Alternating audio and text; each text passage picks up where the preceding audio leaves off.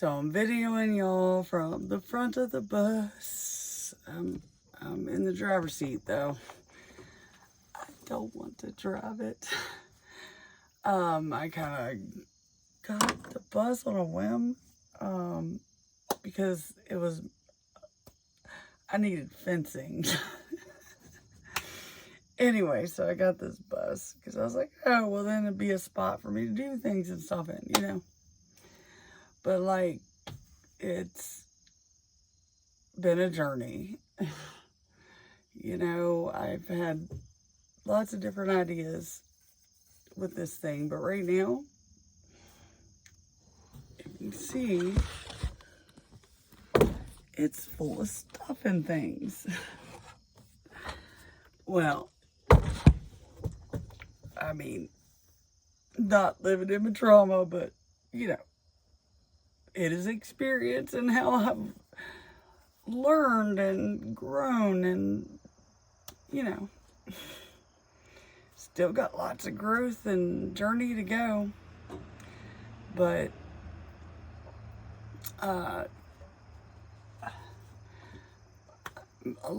it's a big purge of, I had a lot of deaths right in a row. I've helped people pass on, and you know, older people, you can find their gratefulness. You know, like it still hurts, they're not there, you're still grieving that, but like, oh, it's understandable. There was the one that traumatized me quite a bit, and I think I heard this term from a YouTube thing from a brain doctor. And she said grief psychosis. And I was like, oh, that makes sense. Because I've worked in the mental health field for a lot of years. You know, I'm not a doctor. I'm just, you know, the low totem pole, learning all these little things, and, you know, the school of life, baby. It kind of makes sense. And then I think the whole world has gone through some kind of trauma, you know, between COVID and different things. So, you know, there's so many theories out there. I mean, does it matter what the cause is at this point? It's the world is traumatized. I mean, the bees are definitely traumatized because they definitely going real attacking. Because, you know, what do they say when you feel attacked? It's freeze or fight or something like that. Fight, freeze. Anyway, I hope you catch my drift. Because, you know, all I know is the rules of engagement, the rules of interacting had changed when, you know, my father-in-law passed, that I had been taken care of for like, you know, 2020. You know, we were stuck on this beautiful paradise, which was wonderful. You know, I'm trying to find the gratefulness in everything.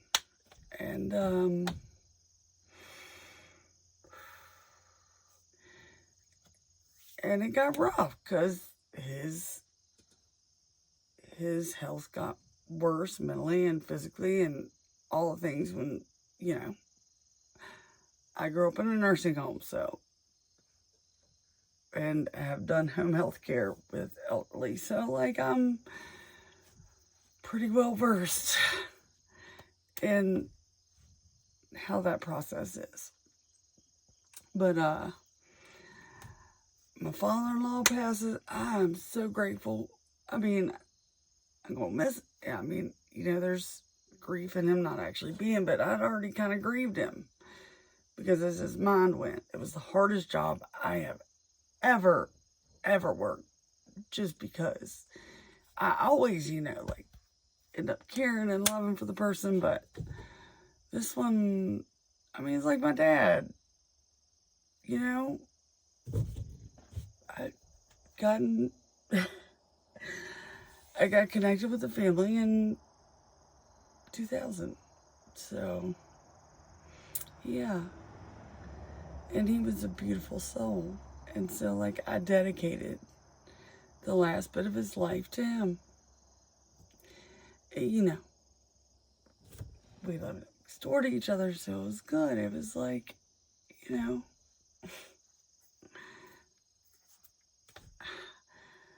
it was tough, but it was good. I knew that I was put here to do it, because that's what you do. That's what you do for families. I mean, really. I mean, if you have the opportunity to care for somebody that you care about dearly, and you have the skills to do it, let's do it. You know? And the more he needed, the more I was there. Always going to the person that I felt needed me the most. And when he passed, there was a big sense of relief and sad that he wasn't going to be here anymore, but watching his mental state and physical state deteriorate. Also, while I was grieving my mom, who passed like that 2020. Sorry, my nose is itching. So, yeah, I felt like, I sort all these tensions in family and da-da-da.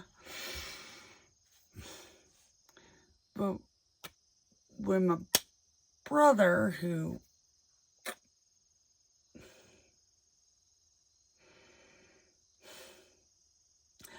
was a beautiful broken soul, and I don't know, since he passed, I'm gonna say, obviously it was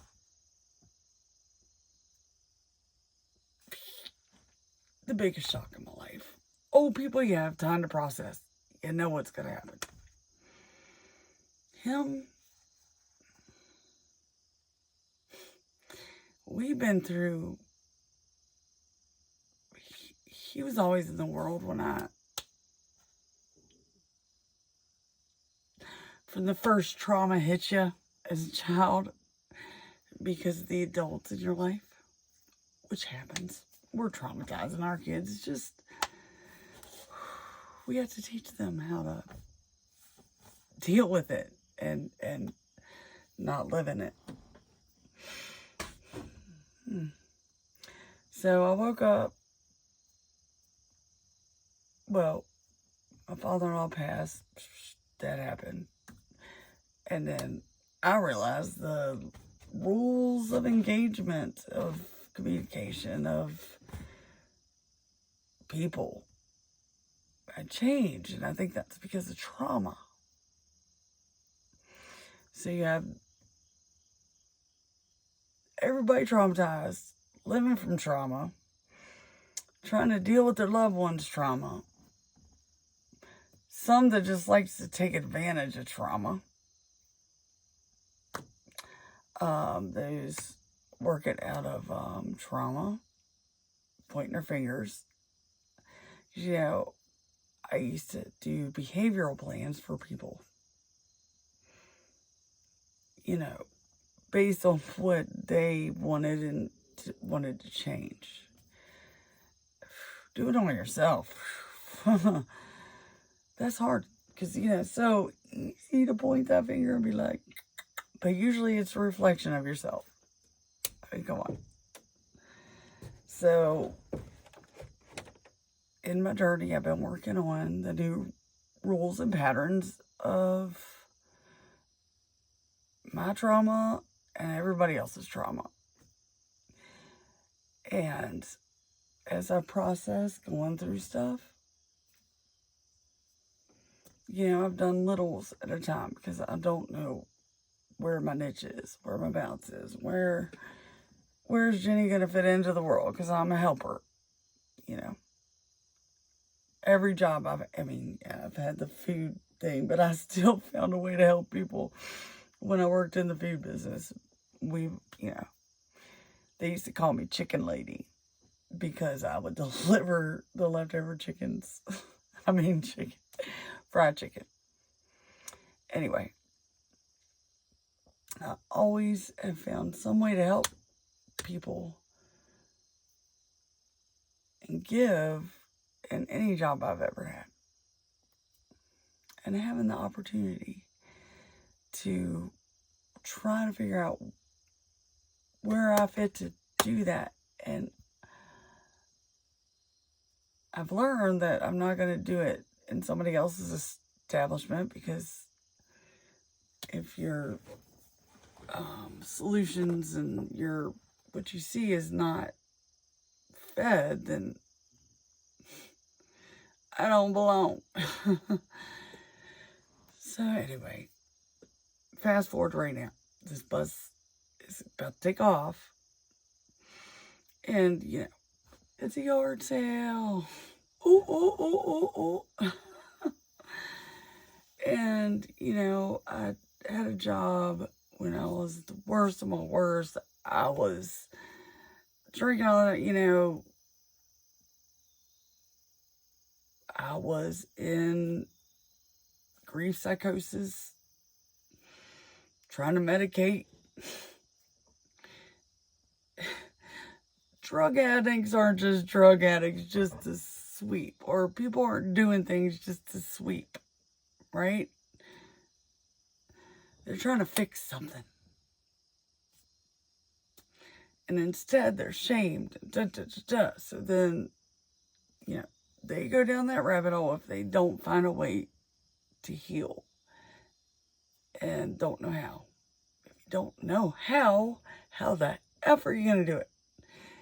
And it ain't always the same way for the same people.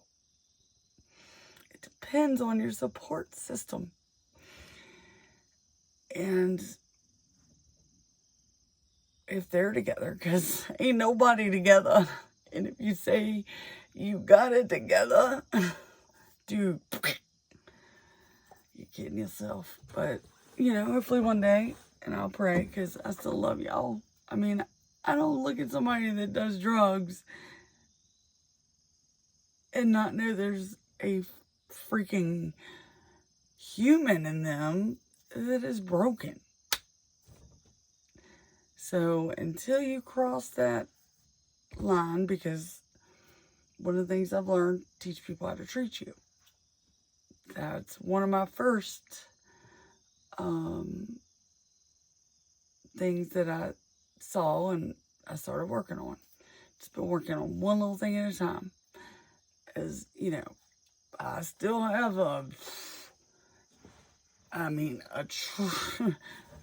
probably about 6 of these filled to work on, but you look at it all and you can't do it. You won't be able to do it because our mind keeps us from it. Like, I'm trying to get myself just to sit down and get over my anxiety of the computer, because I haven't been doing computers since I left work to take care of my father-in-law and this beautiful land, and I'm so grateful to be here. And I'm grateful for all the shit I've gone through and all the people I feel like have shat on me. They're just acting out of grief or trauma or the need for control, which, anyway, I could go down so many avenues. I understand too much. And it's a lot to bleh. So I'm learning how to process it here, simplify it, and move forward, because until I find my niche and how to get it out there, and nobody's listening anyway, and I'm not always right, but my intuition has always guided me right, even when it didn't make sense. So my stomach's growling. I'm like, I don't know, might be saying I need something to eat, I don't know. Anyway, am who I am. I got things to work on. I like to help. And I like to inspire people. And if I have a nugget of something for somebody, even if they don't understand it at the time, don't see it, maybe they'll never see it. It doesn't matter. They have their own journey. I'm not going to sit around and let somebody beat up on me on, things that I hurt them. I'm sorry. I'm probably not aware that I've done it because my intentions are never that. So I'm just not going to be shamed. I'm not going to have fear. And I'm going to drive this bus wherever it needs to go. And that's all I got for you today. I go through these cycles of when my life is not right. I go in these cycles of understanding, sorting how I'm going to make my next step. Because it's a lot. It's a lot, and it's a lot for a lot of people.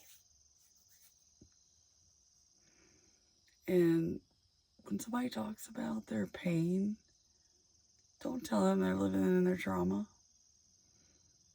Just try to have understanding of where they're at, or don't. But don't placate them. Don't give them false hope. Don't say you're this person and be another. Or do. God, hopefully. Hopefully they'll just not be hurt. Or we're allowed to hurt, but let it go.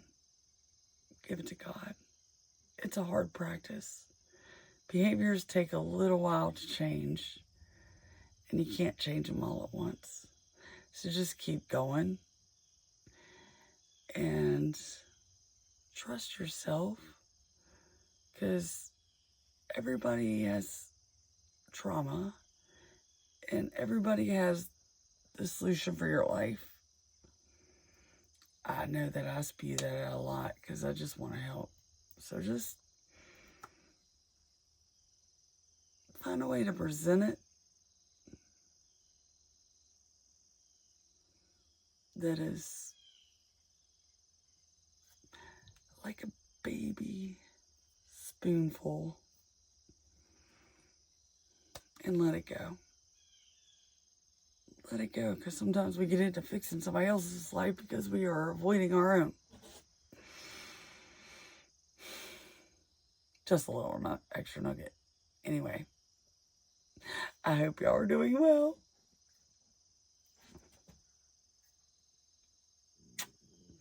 Don't give up. Keep being open. And just take one little nugget that you see and just work on that. One building block at a time. One heart at a time. Okay, I'm done. I'll just love y'all.